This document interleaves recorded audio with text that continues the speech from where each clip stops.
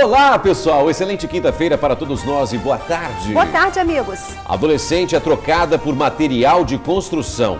A menina passou a viver com um homem que teria financiado a casa de uma tia. Teve um filho com ele e viveu momentos de dor e medo. Mais um caso de omissão. A mãe de uma vítima de violência sexual foi detida. Para o delegado, ela sabia que a filha era abusada, mas não denunciou o caso à polícia. Apesar de ter se relacionado com uma pessoa que já era condenada por estupro, que estava preso e cumpriu pena por estupro, ela não sabia que a filha estava sendo abusada. Anos depois, um abraço emocionado. Os jovens sofreram um acidente grave na época em que se preparavam para casar.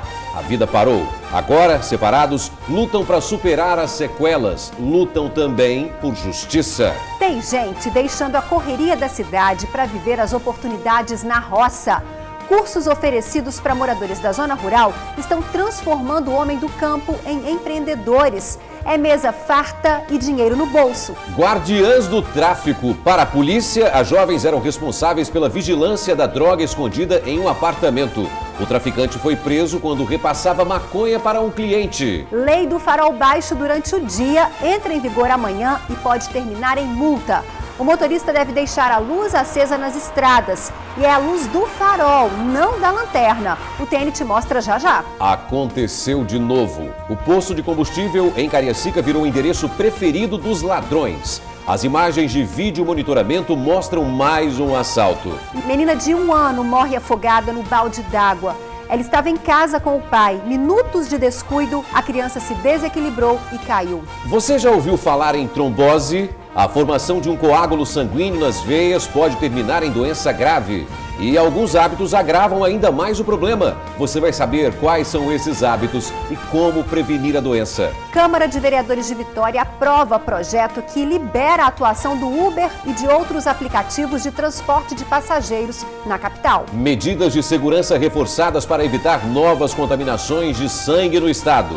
Uma mulher morreu. O TN conversou com um paciente que também foi contaminado. Ele conta que não foi avisado da contaminação. Ofertas de emprego. Selecionamos vagas para gerente administrativo, técnico em mecânica, Auxiliar de departamento pessoal, técnico de enfermagem e tem muito mais. Tribuna Notícias, primeira edição. Nós voltamos bem rapidinho porque Hoje é quinta-feira. até já!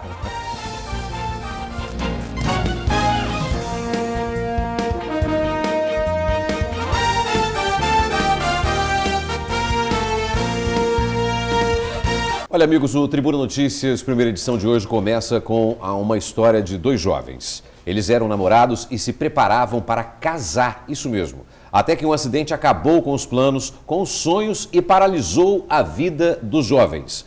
Mais de 2 anos depois, o TN acompanha o reencontro entre Lucas e Haiti. O dia a dia ainda é difícil. Agora, separados, eles lutam para superar as graves sequelas e também lutam por justiça. Um abraço cheio de saudade e emoção. Há 2 anos, Lucas e Haiti não se encontravam. Para mim significa tudo, né? Porque quando eu tava no hospital, eu descobri que ela tava em coma, o que eu mais queria é que ela estivesse viva. Os dois que um dia estiveram unidos no amor, seguem juntos na dor. No dia 6 de julho de 2013, um acidente na S010 na Serra destruiu a vida destes jovens que, na época, planejavam casar. Haiti e Lucas seguiam de moto para um restaurante quando foram atingidos por um veículo. Não foi uma separação, uma coisa que um quis ou outro quis, foi uma tragédia, né? As consequências deste acidente estão em cada parte dos jovens. Vejo outros jovens, amigos dela, tá tocando a vida e ela só deitada aqui. Ela só sai se for comigo. O Lucas ainda continua em tratamento porque ele fez outra cirurgia na traqueia. Além de todos os outros problemas que ele teve, que perdeu um rim, perdeu um pedaço do baço, o fígado.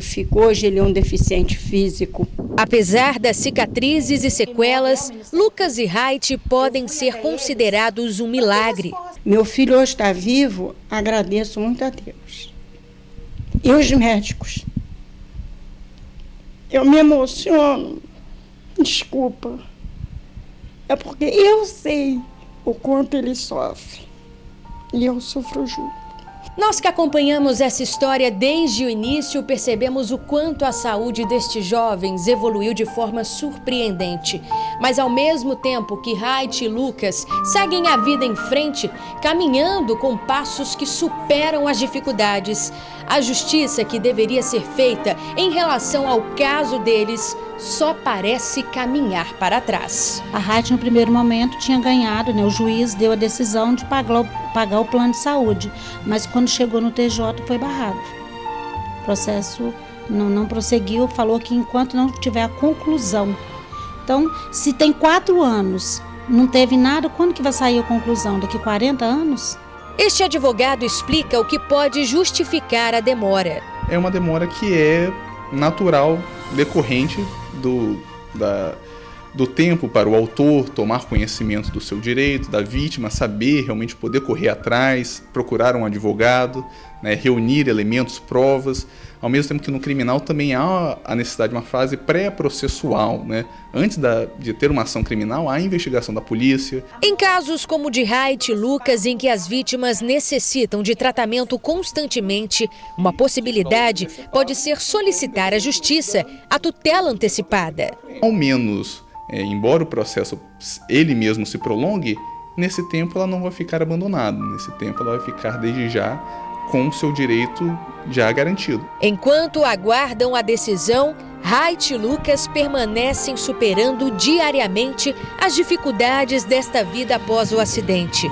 Os jovens também sonham com o desfecho desta história. O que ela fez comigo e com o Lucas foi praticamente assim, uma morte, né? Ela praticamente matou a gente, porque tudo que a gente fazia, a gente teve que parar de fazer, não teve que fazer mais. Queria ver ela presa. Isso que eu queria. Eu sei que isso não vai acontecer, mas eu sonho com isso. Eu tenho certeza que a mão de Deus vai pesar sobre ela, porque o que ela fez com a gente, ela nem prestou socorro, ela não veio prestar nenhuma solidariedade para mim, para a Raite. Ela tá lá, vivendo a vida dela, provavelmente bem, com a família dela, e a nossa vida tá aqui, desse jeito.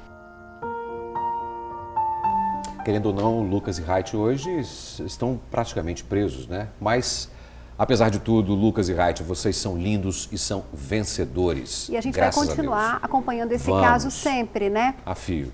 Triste é esperar a justiça, que e muitas vezes é tão lenta, né, Torino? E às vezes é injusta. A reclamação foi encaminhada para a ouvidoria do Poder Judiciário, que informou que ela será analisada. Boa sorte.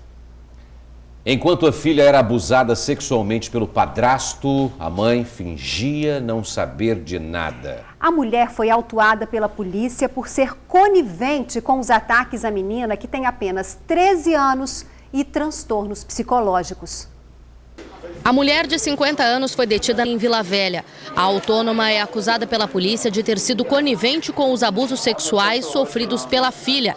A adolescente de 13 anos tem transtornos psicológicos e foi abusada dentro de casa.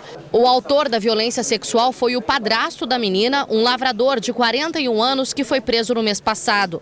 Laudos comprovaram que a menina foi abusada. Segundo o delegado, a mulher sabia que a adolescente era violentada e não denunciou o caso à polícia. Ela alega que, apesar de ter se relacionado com uma pessoa que já era condenada por estupro, que estava presa e cumpria pena por estupro, ela não sabia que a filha estava sendo abusada. Durante as investigações, a polícia ouviu moradores, vizinhos da vítima. Todos confirmaram que a adolescente era abusada dentro de casa. A vítima, em depoimento à polícia, chegou a contar que uma vez a mãe entrou na residência no momento em que ela estava sendo abusada pelo padrasto, mas a autônoma não fez nada para impedir a violência sexual. A autônoma alega que não sabia dos abusos e que não deixava a criança sozinha com ele. Eu saía com ela, nunca ficou sozinha não. Quando a senhora ia visitar o seu familiar lá na cadeia, a senhora sabia que ele estava preso por estupro? Eu sabia, mas ele tem os exames, tem tudo lá. Ele estava respeitando. A mulher estava acompanhada pelo advogado que contesta as acusações da polícia e chegou a impedir que a cliente continuasse dando sua versão do caso. Ela vai responder em juízo. A adolescente está sob os cuidados do Conselho Tutelar e vai passar por acompanhamento psicológico.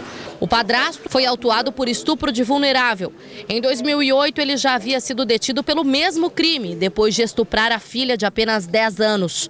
8 anos depois, ele saiu da cadeia e abusou da enteada e foi preso novamente.